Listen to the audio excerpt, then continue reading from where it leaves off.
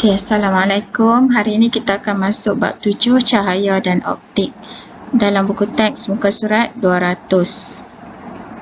Kita terus ke subtopik 7.1 pembentukan imej oleh kanta dan kita akan mengenal dulu jenis-jenis kanta. Okey, kanta ada dua jenis iaitu kanta cembung dan juga kanta cekung. Okey, kita tengok dulu kanta cembung. Ada tiga bentuk kanta cembung iaitu kita ada kanta dui cembung, kanta plano cembung dan kanta meniskus cembung. Okey, seterusnya kita tengok kanta cekung. Okey, untuk kanta cekung sama juga kita ada kanta dui cekung, kanta plano cekung dan juga kanta meniskus cekung. Okey, sekarang kita nak tengok apa akan berlaku apabila cahaya ditujukan pada kanta. Okey, kita akan mulakan dengan kanta cembung dan kamu perhatikan apa yang akan berlaku apabila cahaya ditujukan pada kanta.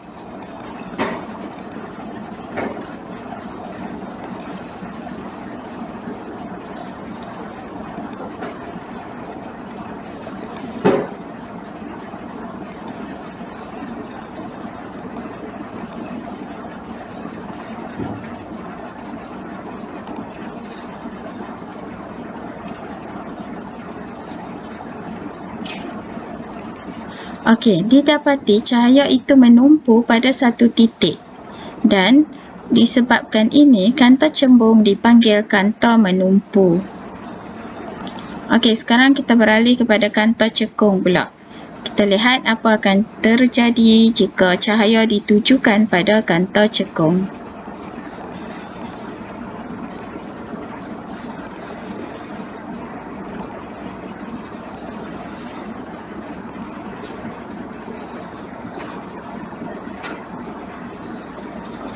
Okey, cahaya didapati mencapah dan tidak ada titik yang menunjukkan cahaya itu menumpu.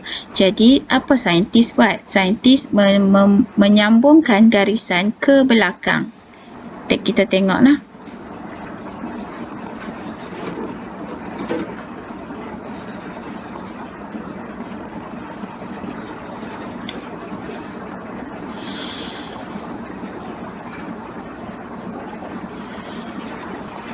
Okey, apabila garisan itu diekstrapolasi atau disambungkan, okey, didapati cahaya itu seolah-olah menumpu di bahagian yang ditunjukkan oleh anak panah. Jadi, oleh itu kanta cekung kita panggil kanta mencapah. Okey.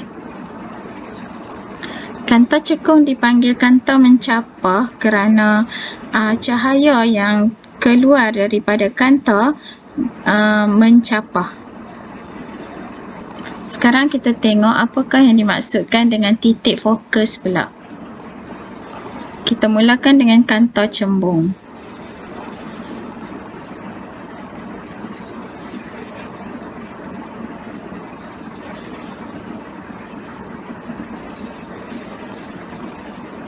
Okey, di sinilah titik fokus di mana cahaya menumpu.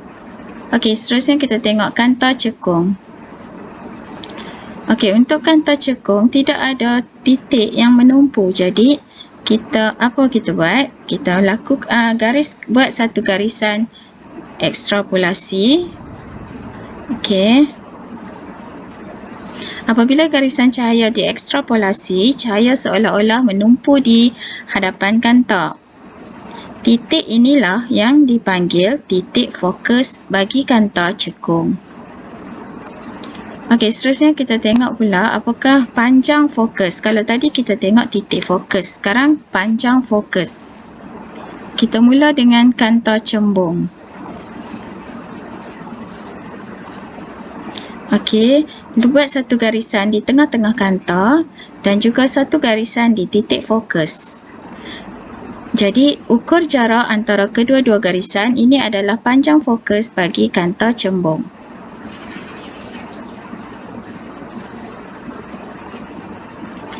Okey, kita gunakan istilah panjang fokus dalam ikut buku teks, bukan jarak fokus.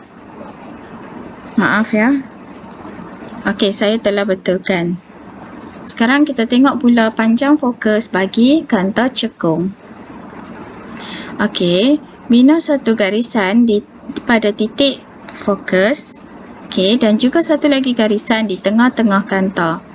Jarak di antara dua garisan inilah yang kita panggil panjang fokus. Okey, juga telah dibetulkan. Okey, seterusnya kita tengok istilah-istilah optik yang ada dalam untuk kita mengenal kanta. Okey, kita ada paksi utama, paksi kanta, objek, image, titik fokus, panjang fokus, pusat optik, jarak image dan juga jarak objek. Kita mula dengan kanta cembung. Okey, ini adalah paksi utama. Okey, ini garisan di tengah-tengah kanta ini kita panggil paksi kanta. Dan juga di tengah-tengah kanta kita panggil pusat optik yang kita labelkan sebagai O. Kemudian saya tandakan dua garisan, iaitu ini adalah titik fokus dan saya tandakan sebagai F. F besar nah. Okey, kemudian jarak di antara paksi kanta dengan titik fokus dipanggil panjang fokus ataupun ditandakan sebagai F kecil. Kemudian saya lukis satu objek berbentuk lilin berupa lilin. Okey, ini adalah objek. Jarak dari objek ke paksi kanta dipanggil jarak objek ataupun U. Kemudian ini adalah image yang kita dapat lihat. Dan jarak di antara image dengan paksi kanta dipanggil jarak image atau V. Okey, sekarang kita tengok pula kanta cekung. Okey, sama juga kita ada paksi utama. Okey, garisan di tengah ini dipanggil paksi kanta. Kemudian kita ada pusat optik yang kita label sebagai O. Kemudian kita ada titik fokus yang kita label sebagai F besar. Kemudian kita ada panjang fokus yang kita label sebagai F kecil. Kemudian objek dan jarak objek yang kita label sebagai U. Kemudian kita ada image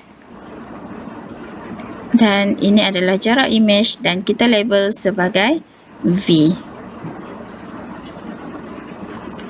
Okey, itu saja yang kita telah belajar. Nanti kita akan sambung dengan ciri-ciri image.